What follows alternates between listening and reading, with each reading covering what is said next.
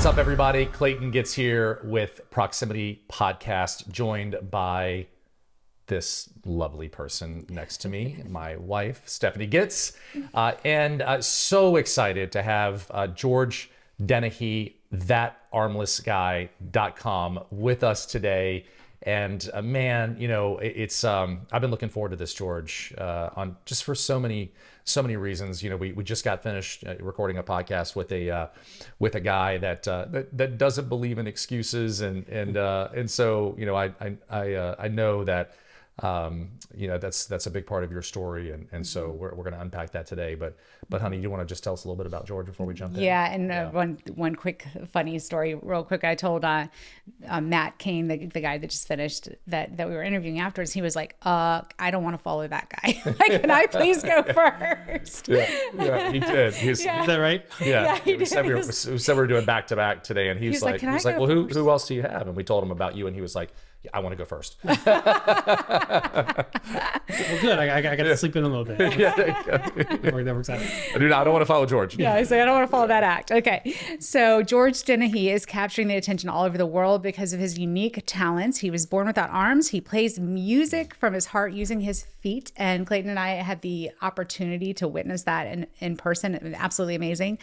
George also has a powerful message to share because George has overcome so many challenges in his own life. He believes that every individual has a purpose and absolutely anything is possible. And he is proof of that. So, George, thank you so much for being here with us today. I so appreciate it. And I just want to say this because, you know, you talked about Nick Wojcik, and you know, because we, you know, a lot of us have grown up kind of following Nick, and you know what, because he was this, you know, Instagram, you know, one of the first, like, that just blew up. And it's just humbling, George, because I mean, you know, every day, and I think about this a lot. Like, Steph and I are really big personal development people, and you know, they're just but we're human, and you know, we complain, and we're incredibly blessed. I mean, look at her, like. I'm really blessed, and we have two beautiful, you know, healthy girls, and her mother and father live with us, and but we still find time to complain about stuff that is just really trivial, and so I just appreciate being in the room with you, and I'm excited to learn about you, and let's actually start there. So can you just tell us a little bit more about you, George, and what it was like, kind of, you know, growing up. And I didn't realize this until recently that you were born without arms. And so what was it like, you know, growing up? Was it you know, because I would imagine it might be different if you were, you know, for somebody that was born with arms and then later in life lost limbs versus, you know, just not kind of knowing any different. So I'd love for you to unpack that a little bit as well, if you can. Yeah. You know, growing up and having been born without arms, I tell people it's kind of like, you know, this is all I've ever known. So for me, a lot of the things that would seem really difficult to do or learn to do, a lot of it did come naturally to me. That's not to say that I had a good attitude about it all the time, or just like any other kid, I would say words like "I can't" or "this is too hard." And as I got older, I got a little smarter and would use the fact that I don't have arms as an excuse to not try to do certain things, or to think that I couldn't do a certain chore that my parents told me to do. Right. So clean your room. Exactly. Yeah. Exactly. Wash the dishes. Right. How I can stand here at the sink but you know, my parents, I you know, looking back, I realized they were really setting me up to be independent. But as a kid, I thought they were being really strict. I thought they were not being helpful at all by doing things for me, where instead they would push me to figure out how to do things my own way.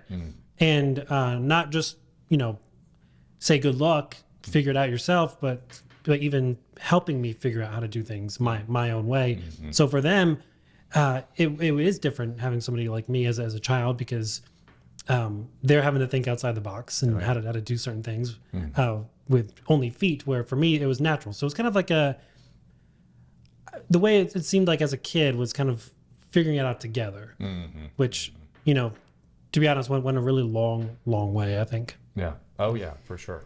You know, What did that look like? So I'm just I'm trying to visualize that in my head. Was that a lot of like, would they work with you together to say like, okay, like let's try it this way. Whoops, okay, that didn't work. Well, then did they facilitate you trying to come up with those ideas, or yeah, what'd that look like? yeah, you know, I think it was a mixture of that. It was a mixture of me trying to do something or to figure something out and failing, and you know, not getting it, and then using that one time of failing as an excuse of see, I knew I couldn't do it, you know. But my parents again were strict. They pushed me, and they didn't let me just stop right then and there. They told me that there's other ways to do it, there's other ways to try, there's other ways to figure it out, and now you know which way doesn't work, so let's try again and try again and try again and figure out which way does work, to just do little things like button my shirt or brush my teeth or, you know, wash my hair in the shower, or just things like that people that we all, you know, honestly take for granted sometimes. Yes. You know, I meet people in different situations than me, and I take for granted the things that I can do. You know, people like Nick, you know, even me growing up seeing videos of him saying, wow, you know, he doesn't have legs, I do. Yeah. What do I have to complain about? Right. Right. It's amazing. It's all about our perspective. That's right. Yep, yeah. Yeah. Yeah. And on that note, you had mentioned your siblings, and so George comes from a family of 13 siblings, or 12 siblings, I should say, right? Yes. Yeah. And can we dive into a little bit of that? So you were adopted. Actually, what did you say? 9 of you were adopted. Is that right? So yes. So 10, sorry. Yeah. No, you're fine. I get it wrong all the time. But it is 10 of us, myself included, were adopted, and then 3 are my parents' biological kids. So you had a full house. Yes, yeah, very very full house, and a lot of kind of sharing rooms, and not much privacy, and a lot of looks kind of out and about, and you know, it wasn't often that we all went out all the time as one big family, but whenever we did, we just knew what it was like to be different, you know. So I grew up with that feeling of just being different, with myself, but then also in this family that's so different, with so many different kids from other countries. And you know, I was the first one adopted in this family, and I was adopted from Romania at the age of about 20 months. And so spent my first almost a little over a year in an orphanage, and my parents got into this adoption world and found me and brought me home, and then 9 more kids. So it turned into a very unique family. So, we had some friends years ago. We actually just ran into them, Louise and Vinny, last week. And she, when she was, I think, 17, she went on a mission trip in Haiti, Romania, Russia. and she was sharing with us that at the time, this is years and years ago. She's in her 40s now as well, but she was saying that in Romania specifically, there was a really big problem with discarded children, and she said that she was there in an orphanage, and She was on a mission trip. she was and she's there in an orphanage, and just telling us heartbreaking stories about a lot of these kids had never really experienced any physical contact, because there were so many of them that the nurses were basically just feeding them, right, and so she connected with this one little child, and she said the story that she told was that this child, it was a blank stare, and the last day she said that they were there, he smiled at her, and it just broke her. I mean, it just broke her. First of all, is that an accurate assessment of what it's like in Romania, and why is it like that? Definitely. Yeah, it absolutely is an accurate assessment. I don't know if I can speak too much to now. I'd like to think that things are a little bit better now as the country has grown and evolved and kind of it's in a better place now than it was when I was born, and I was born in '94. Okay. So it might have been around the similar time when she was there. I think so. And yeah, what you're describing is exactly what my parents would describe, and from meeting me, and the same kind of blank stare, the sickly look, and you know, and for me personally, I was discarded, not necessarily because I was unwanted by my biological family, but because of the conditions of the country, of the village where they lived, which was a small little poor village with no name, and you know, that belief of kids like me, of children who are born different, essentially being less, and essentially being cursed, and that's kind of the perception of it. Yeah. So, yeah, for my birth family, their option was to put me in an orphanage, and because they couldn't take care of me, they couldn't do anything with me. And yeah, like you said, having no physical love or contact or connection for those first couple of years of my life, and really just being fed by a nurse from afar, was the beginning of my life. So yeah, it's definitely an accurate picture.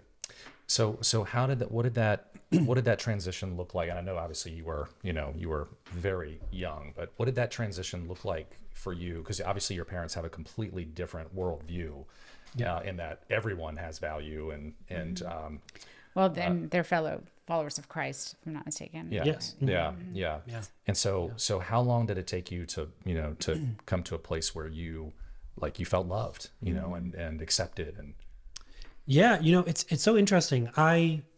Growing up, it didn't take long for me to flourish. And that's kind of something that I've seen in my own family from different kids coming from different countries and different backgrounds, is it doesn't take very long, maybe a year or two.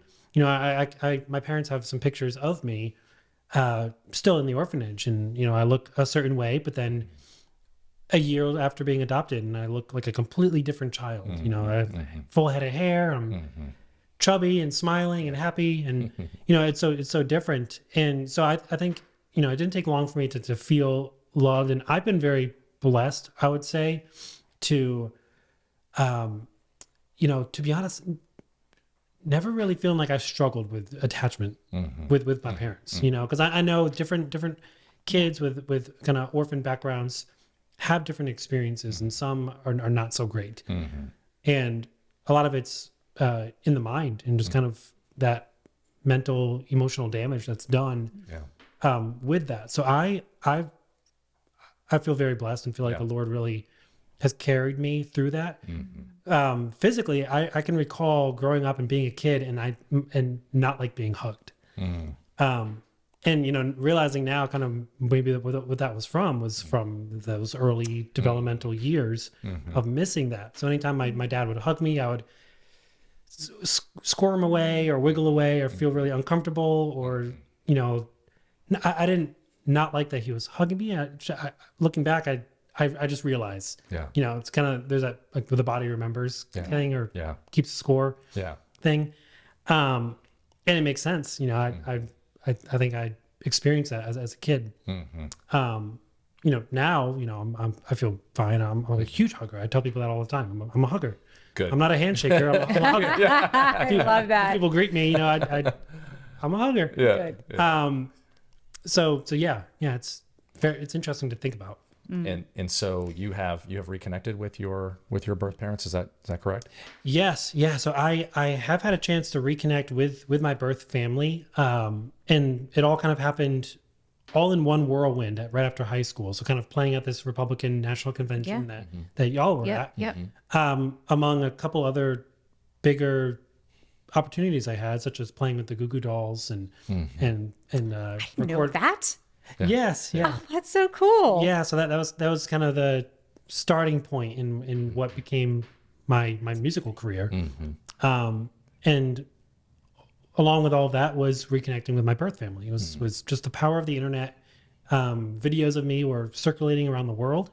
My name was circulating around the world, and that's kind of how the dots connected, and I Wow. was able to reconnect. So they saw you? They did, yes. And yeah. did they reach out to you, or they reached out to you? They reached out to me. So it was the summer of 2012, right after high school, and all this stuff is happening at once. Goo Goo Dolls messaged me, and I'm able to go and record a CD in Nashville, and just all these things are happening. And then in the midst of all of it, I get this one message from this European-looking name, and the message just says, "I'm sister."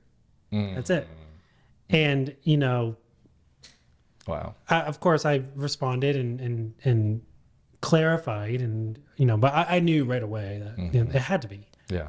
How did she know that though? Because obviously, like you didn't have arms, so she knew that. She probably remembered that. But there's many people that are born that way, and so how did she even know you were from Romania? Like, how did she connect all those dots to know? I think that at this point, my story, along with me playing music, is something that was circulating around the internet. So it's kind of all in one. Yeah. Kind of. She probably went down the rabbit hole. Yes. Yeah. One kind of internet thing was, this guitar player was born without arms and adopted from Romania, and now he's here in America and grew up in this big family. And for me and for all my siblings, we all knew that we were adopted our whole lives. It was never a surprise. Never a secret. It was never a secret. And to be honest, to each their own. I always say, because people do ask me, kind of, what's the right way to do it? What's the right way to broach the subject, or talk to my kid about, are they old enough to and I don't have all the answers. Yeah. I'm just one guy. Yeah. I can only speak from my own personal experience with it. I don't know where I was going with that. That's okay. So your sister reached out. Oh, yes. Okay.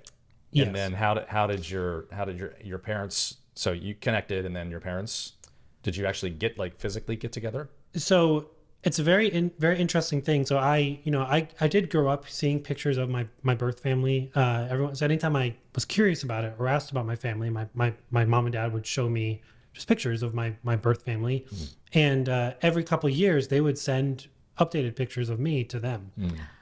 So not necessarily an open adoption per se, but a very, very loose open adoption kind of thing. So yes, so my sister had reached out. It was very just like I'm your sister, and me responding, wow, this is it. But what happened after that was very, very kind of wild. Was I got another message from another Romanian thing, and it turned out to be a Romanian TV program. And they said that they saw this video of me playing guitar and noticed that I'm from Romania, and they want me to come to Romania and be on their TV show. And they said, we also saw that you were adopted, and they said, do you have any idea who your family is?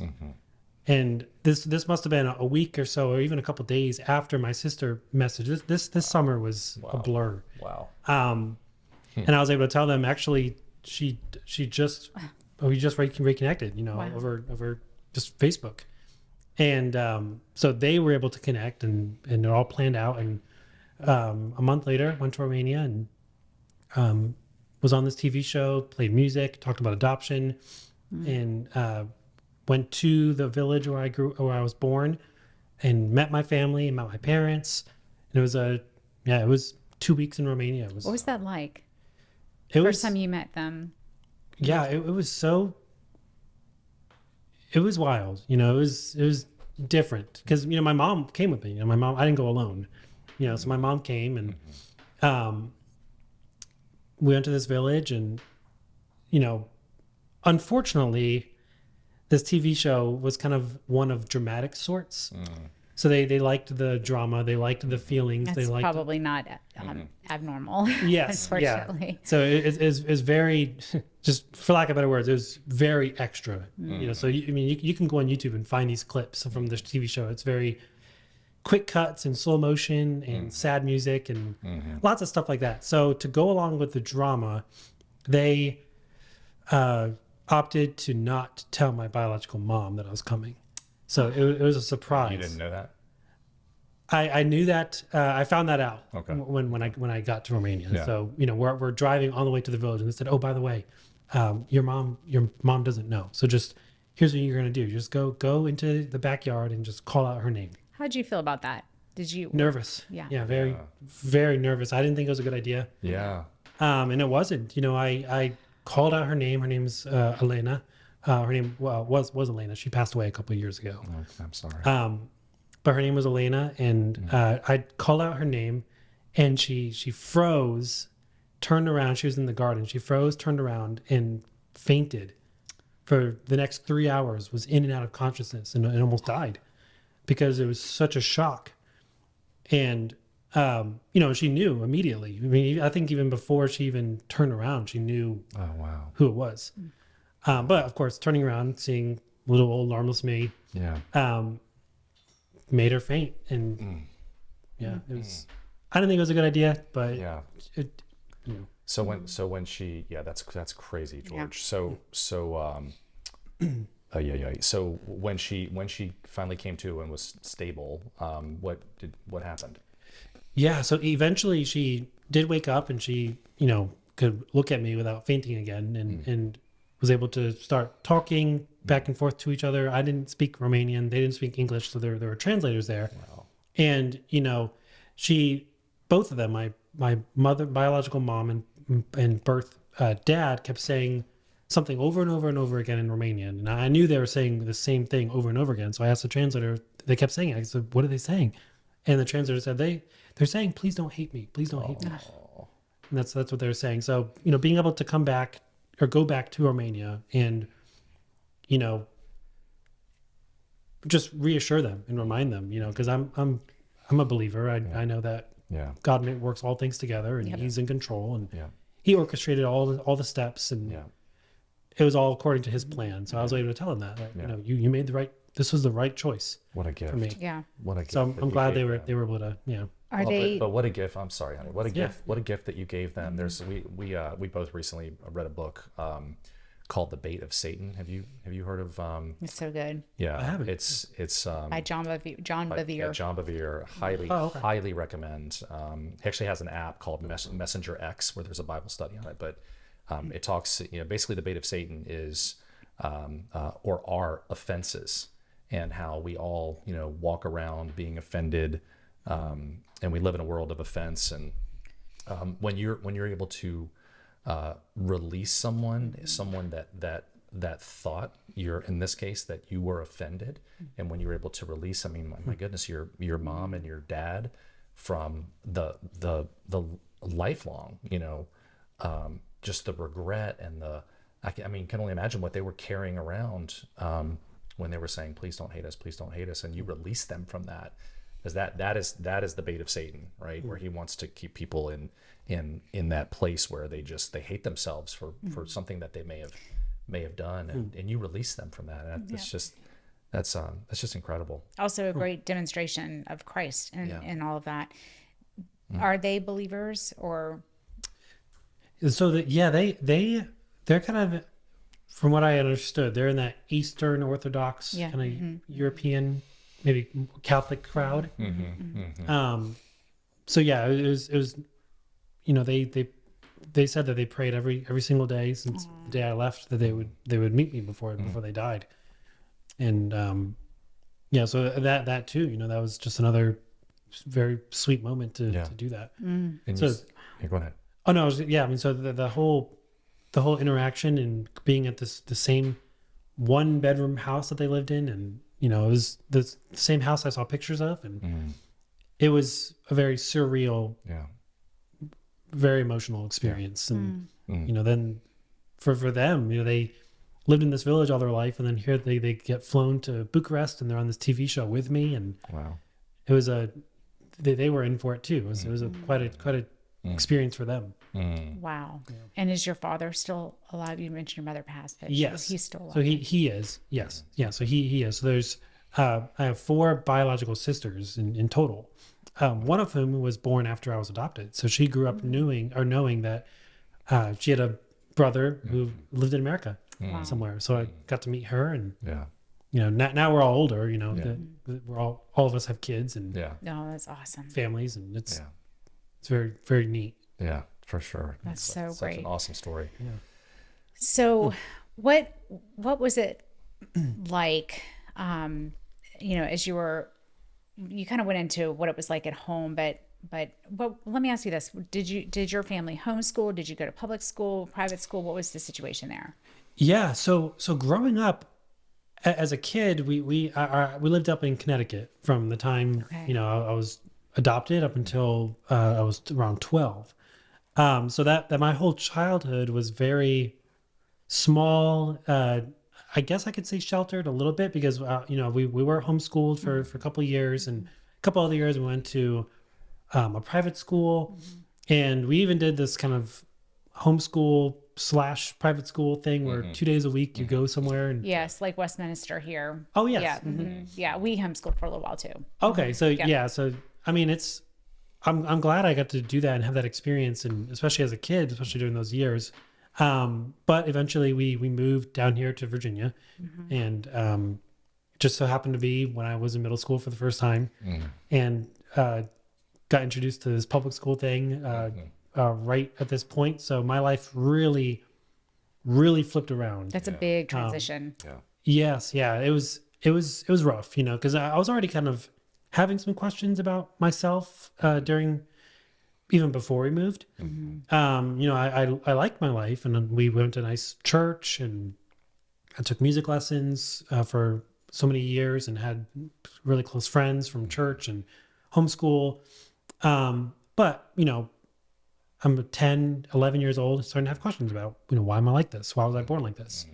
And then we moved to Virginia, and I get thrown into this, wild middle school for the first time, and those questions really become a deeper thing for me because kids in public school are just different. Yeah. And just the dynamic of public schools was much different than my little private school. And it was tough. Kids were mean, and kids would tease me, and I sat alone at lunch a lot, and just felt very alone in a school that's overcrowded. Felt very alone, and was very alone. I didn't have many friends for a while, for a couple of years, and since moving here to Virginia, and it was a hard time. And where was that, George? This was Oak Knoll. So I was at Oak Knoll Middle School, and the school is great. All the teachers were great, and Kids are kids, and and I mean, I've told my girls this, from day one. Like I just because I had a really hard time, and certainly nothing like what I'm sure what you went through, and but I just had a hard time. I had a hard time fitting in, and sat by myself at lunch a lot, and so I've had this different perspective. So I've told my girls this from day one, like don't let me catch you, picking on other kids, or being, just lift other people up, like be the light. It just, So you went through this experience in middle school, and then you went to high school, to public high school. Yes. Yeah. What did that? So how did things change? Things began to change a little bit in high school. I was still kind of in that same school district, so Oak Knoll, then just right over across the street to Hanover. And I think high school is a little bit different. I'm maturing a little bit more. Other kids are kind of maturing a little bit more too. There's still a little bit of that, dynamic of being picked on, being called names, and a place like Hanover, it was a good school too. But it's a very nice school, very polished, and just very, very nice. So, I never really felt like I fit in, because I was so different. I didn't have arms. I used my feet for everything. So I never felt like I could fit in with the polished crowd per se, and in the school setting. But halfway through high school, we moved to Ashland, so to this area. So from the Mechanicsville side to the Ashland side, and then I switched over to Patrick Henry. And for some reason, Patrick Henry was such a different experience for me. Like better? Yes, yeah, much better. It was so interesting. I wish I could say exactly what it was. I could say it was a mix of things. I think the kids at Patrick Henry were a little more down to earth, maybe a little more grounded, a little more, we're just PH kids. I don't know what school your girls go to. So Veritas. Oh yeah, that's right. talked about- Veritas. yeah, actually- you mentioned that. Yeah. Would love to have you come there and speak. I'd love to get that arranged. Yeah. Veritas is a great school. It's been years, but I've shared there twice now. Okay, that's awesome. But that was years ago. They were probably in middle school, even less or earlier. But yeah, Patrick Henry was such a different dynamic for me. It was. Yeah, I wonder why. That's really interesting. My baby sister went to Patrick Henry, really? as did her husband. Yeah. Okay. Yeah. Yeah. So kind of looking back, what do you think? And I want to get into music because I just think that's so cool what you're doing with your music career. But looking back, what do you think the greatest lesson you've learned because of this this particular struggle that you've had? Yeah, I think so. The whole not having arms thing, I kind of mentioned it earlier, was being born like this. A lot of the physical challenges, just the physical nature of being independent and living life with no arms. A lot of it did come naturally. But then there's that whole other side of, okay, why was I born like this? And why do I have to be different? Why do I have to stand out? Why do I have to get picked on? Why do I have to this and that? And, for me, I really got into this mindset of why me, woe is me, kind of feeling sorry for myself, having a bad attitude, having a bad perspective of my disability, if we call it that. And, that perspective really defining how I carried myself. I carried myself defeated. I carried myself expecting the worst and expecting things to go wrong, expecting things to be bad, expecting to be bold, and I kind of think that maybe played a little bit of part to it in school. Yeah. And I don't really want to tell kids this when they're in the midst of it, because I don't want to tell them, hey, you're being bullied because you're carrying yourself in a certain, I don't know exactly how that works, but for me, I have to think that that was part of it, because eventually my mindset did begin to change. My questions did begin to change. My faith grew stronger, little by little by little, kind of little less of me and a little more of, okay, God, what is your purpose here? Instead of asking him, how could you do this to me? Why me? Why me? Really genuinely asking that question. Yeah. Well, why me? Yeah. Right. There is no answer to why I was born like this, as far as I know, other than your purpose and your plans. So same question, but different, right? Exactly. Instead of same why tone, me, it's okay, God, why me? Yeah. Right. Exactly. Yeah. Yeah. Yeah. Wow. It's genuinely wanting to know, okay, so why me? Instead of saying the why me as in, Yes. I'm not actually looking for an answer. I'm just looking for a reason to complain. But now, when we really seek and ask, okay, what are you doing here? And actually surrender our control, or not even our control, but our desire for control. Because really, I came to a point where I realized I'm not in control. I'm not the one in control here.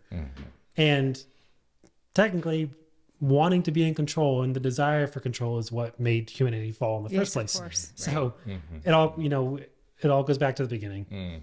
And when we surrender that desire for control, that weight is lifted, and we can really just rest in the one who is in control. And that's kind of where things started to change for me, was realizing, well, maybe the one who created this world, who created the universe, who created me, knows better. Yeah. knows better than me. Has a bigger purpose. Yeah. Yeah. Was there a specific event, George, or a conference, a person, people that was it at a radical transformation, instead of why me, to okay, why me, or did it just take time? To be honest, for me, it began to take time, and it kind of started. It started small, So it started with those little kind of internal thoughts, those prayers, just by myself of being angry, and on that side of being angry at God, being bitter, but then slowly kind of softening up a little bit and saying, almost reluctantly, kind of, okay, well, maybe you do have, maybe you are in control, maybe, but then kind of over time, it did kind of morph into who I am today. And then it's interesting because as that began to change for me, then those bigger things started happening, such as opening myself up more to just things like youth group and opening myself up more to people like Nick Wojcik and kind of seeing his life and his testimony and things like the youth conferences that I would go to in high school. And so it's almost like those things changed my path as I kind of walked in this new kind of direction, I suppose. That's kind of the best way I can explain that. Yeah.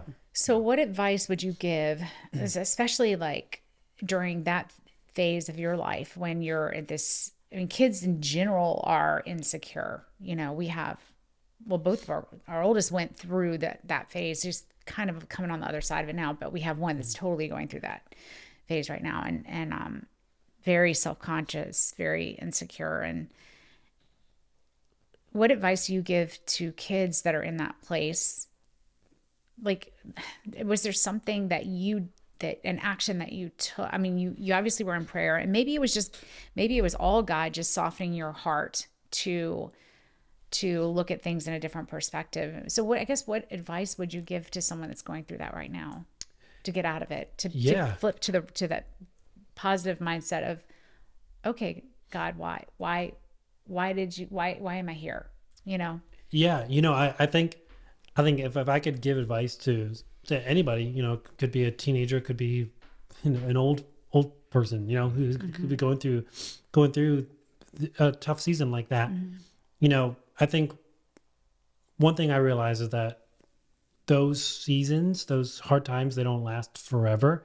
But especially when you are a teenager and when you're in school and you're in high school or middle school, and it feels like this is the rest of your life, or it feels like this is it, kind of this place of being bullied, of feeling insecure, feeling different, feeling left out. This is all your life's going to amount to be, but how far from the truth that is. There's so much more to life than that, and that doesn't last forever. And not to diminish what you're going through, not to diminish that, but to hopefully give you just to see the bigger picture just a little bit better. And then, for me, it definitely was the Lord softening my heart. But then kind of a step beyond that, allowing my heart to be softened more and more. So kind of that, like I said, the kind of that first initial, well, maybe you do have a plan, maybe you do have a purpose. And then taking little steps towards, how do I frame this? Taking steps towards being open more. So like jumping into a youth group and kind of putting myself in places where I could be changed, where I could be fed a little bit, instead of just being alone and isolated and feeling sorry for myself, allowing myself to be uncomfortable and step into a youth group, step into my parents' room to say, I'm not doing so good. And opening up about that. Or,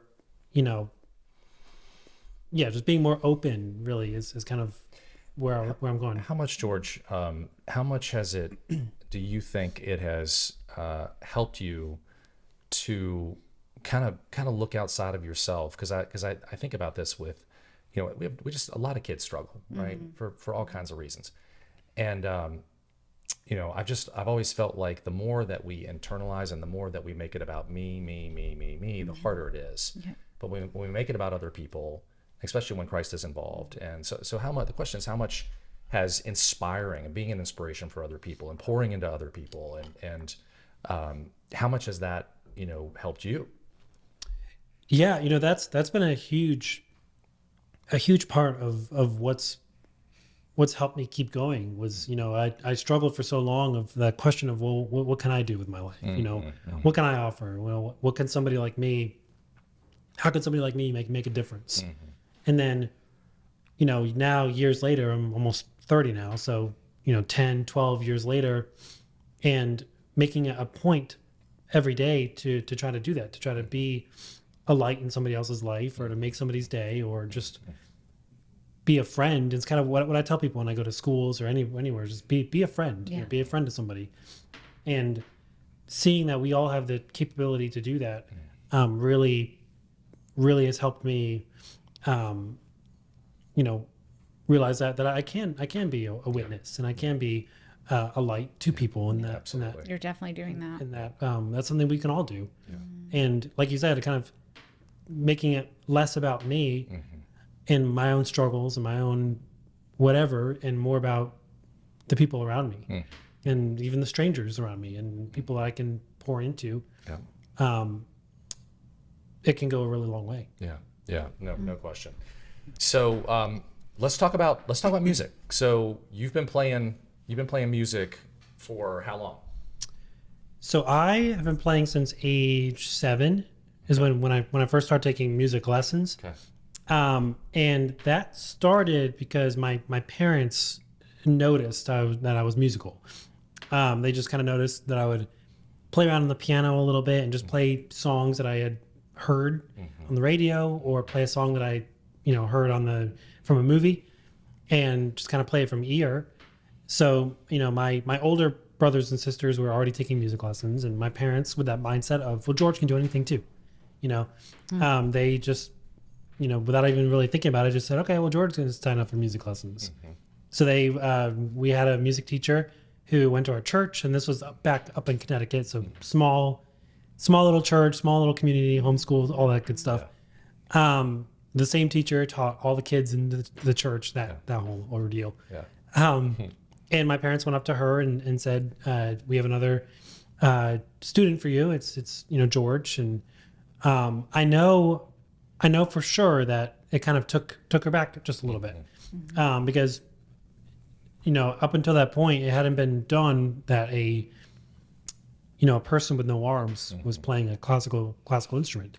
There had been guitar players in the past that could play with their feet. Players like Tony Melendez and another guy named Mark Goffney were guitar players with their feet as well.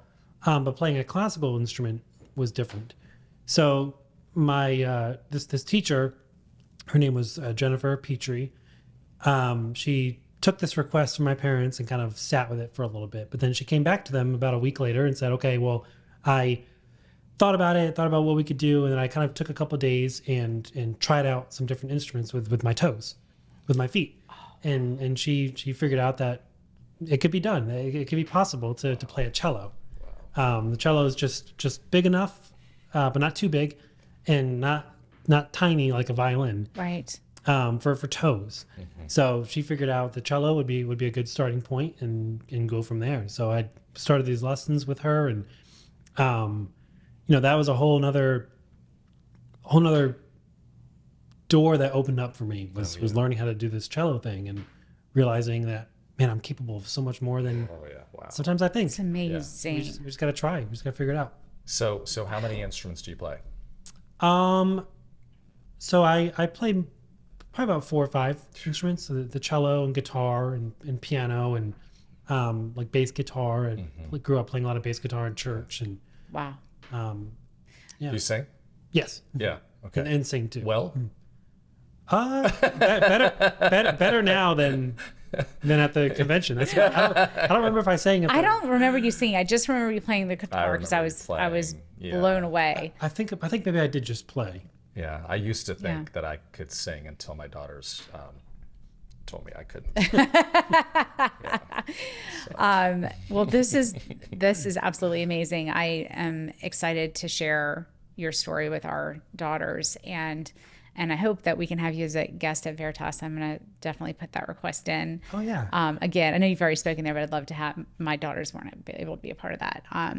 So, is there one person in your life that, and I'd love for you to speak to the impact that it made, that came alongside you during those hard years where you were struggling to fit in, that either was an encouragement or just a safe place or safe space, and that showed you love, encouragement, and they were just a good friend to you? Yeah, it's so interesting. I love to talk about these two friends of mine that I had in high school, and it was at PH. So this was definitely a big part of why things changed for me and why I really just came out of my shell, to be honest. I took a class at PH called it was music theory. So you could take a music theory class as an elective, and of course I'm sitting by myself. But then these two friends were just sitting together, and then they just invited me to come sit with them, or they even took their chairs and just sat next to me, and just kind of inserted themselves right next to me and just started talking to me. And it was very simple, but it was so effective. They really just meant the world to you. Yeah, it was, and it was just genuine. To this day, they're still, we're kind of, we're all grown now, separate lives and everything. So I still keep up with them a little bit. But throughout high school, we were just the closest. Yeah. Because the And yes, yeah, and I ended up going to the youth group with one of them, and me and her did a lot of music together throughout high school, and recorded some, and just became very close with both of them. But it just made such a difference, and to them it may not have been a big deal at all. They were just being themselves. They were sarcastic, they were funny, they were joking around, they asked me questions about just me.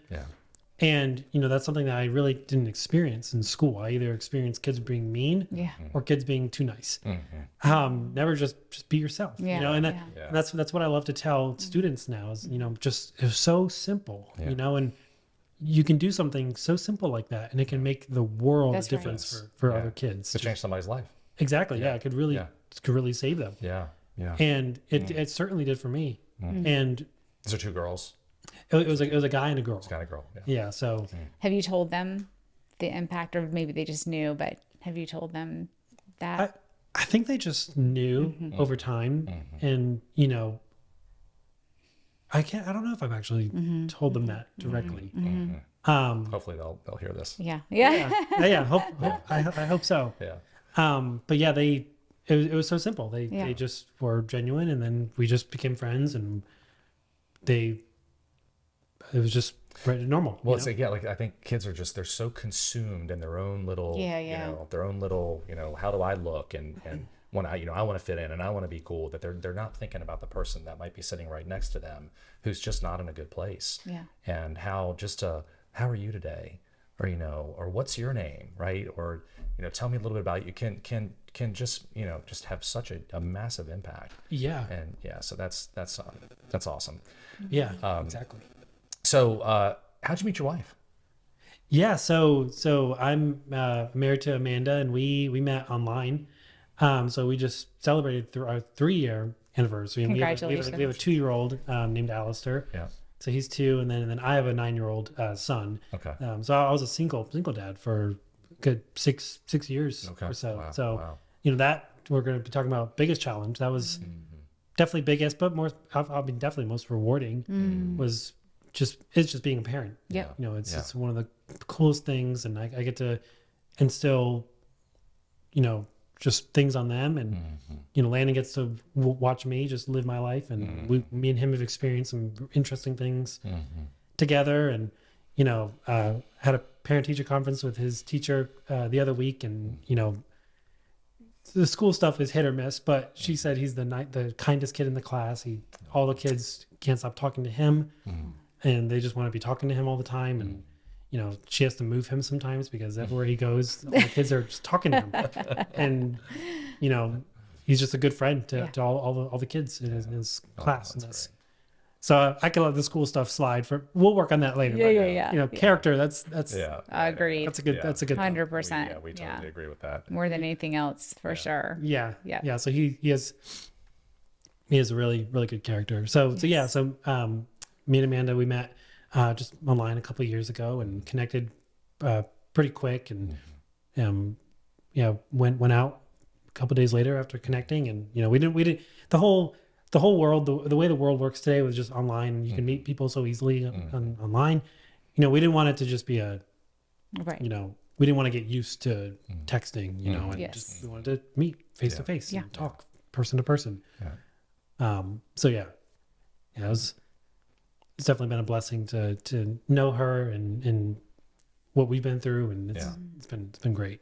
That's amazing. So, what is your with everything that you're doing with, speaking and your music, and what's your purpose? Like what kind of an impact do you want to have with what you're doing?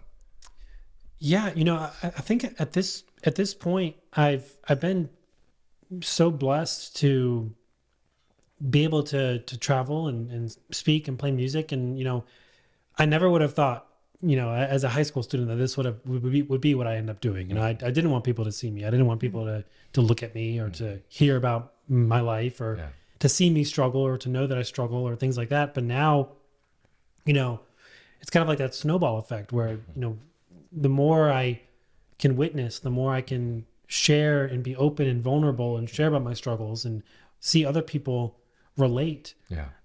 People who have arms, they can relate, because really deep down, it's not really the fact that I don't have arms. It's that I'm just a human who struggles. That's right. It manifests in different ways, as it does for all of us. And I think that's what I love the most about what I do, is I can, get up on a stage and talk for a whole hour and give a message or give my testimony or give a talk to a company and talk about things like challenges and different topics that will be laid out in front of me to talk about. And I love doing that. But when it gets really personal, and when it's about the story, when it's about the struggle, when it's about overcoming, when it's about the victory, that we all have, that we all can have through Christ. That's when I can see that, okay, this is what God made me for. At least right now. It might change anytime, and I'm open to that. And I've told them that before too. There've been seasons and there've been times, even especially recently, through like COVID years and the world changing, where maybe this is not what I'm supposed to be doing anymore. Maybe I'm supposed to do something else, and I'm open to that too. So, I mean, I'm maybe to a fault surrendered to having no control over my life. So at this point, could that be a fault though? I don't know that's a thing. I mean, I think full surrender to him is what he wants from all of us. And I think it is like one of the hardest things to do. I struggle with that. That's true. I mean, I think at this point, when I think about, what is my purpose and what do I want to do with my life, and, where do I see myself in 5-10 years? Where do I want this to go? Obviously I do want to have direction, and especially I am self-employed. This is my business, my ministry. So I do want it to go towards something, but at the same time, there's that, I guess, go with the flow side of me that just says he's in control. He's going to take care of it. I'm going to, of course, walk through the doors that he opens. And even some doors that are open that I just know are not of him, I won't walk through. And that's happened before too. So it's all about, just following where he's leading and just doing what he wants me to do until he doesn't. That's amazing.